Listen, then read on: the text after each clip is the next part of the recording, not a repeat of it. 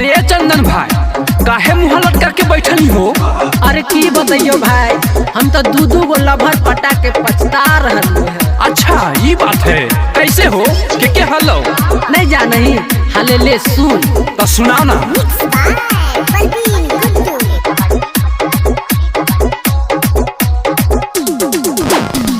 दू गो लभर पटैनू रे भाईवा दुनू हकै खांगटिनिया रे।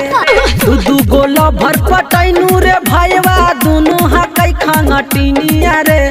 एगो लभर यार चाइना के हकै, एगो हकै बंगालिनिया रे। एगो लभर यार चाइना के हकै, एगो हकै बंगालिनिया रे। एगो लभर यार चाइना के हकै। चले लगाई रे दिलवा लूटले लगाई रे, हे रे लूटले लगाई रे दिलवा लूटले लगाई रे। ई दिलवा देके बंगालिनिया दिलवा लूटले लगाई रे। ई दिलवा देके बंगालिनिया दिलवा लूटले लगाई रे।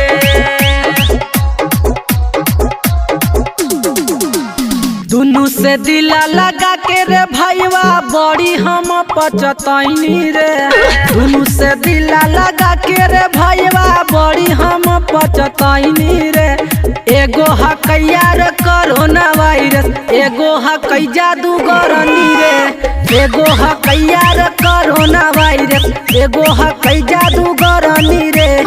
एगो हकैया रे कोरोना वायरस। टूट गेलै रे सब कुछ छूट गेलै रे, हे रे लूट गेलै रे सब कुछ छूट गेलै रे। दुनू के चक्कर में हनु बर्बाद करम फूट गेलै रे।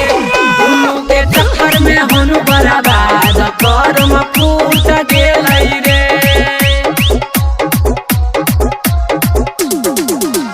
चंदन दीवाना के सुनाई रे भाईवा बुझाई नहीं परेशानिया रे। चंदन दीवाना के सुनाई रे भाईवा बुझाई नहीं परेशानिया रे। एगो मांगो हकै सोना के सिकड़ी, एगो मांगो है नथुनिया रे।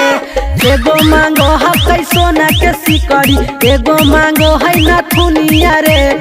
एगो मांगो हकै सोना के सिकड़ी। दू गो लभर पटैनू रे भाईवा दुनू हकै खांगटिनिया रे।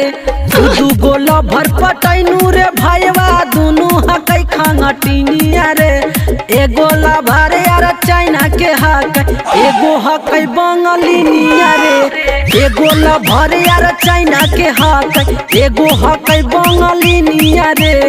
एगो लभर यार चाइना के हकै। Presented by Halkat films. एगो लभर यार चाइना के हकै, एगो हकै बंगालिनिया रे। एगो लभर यार चाइना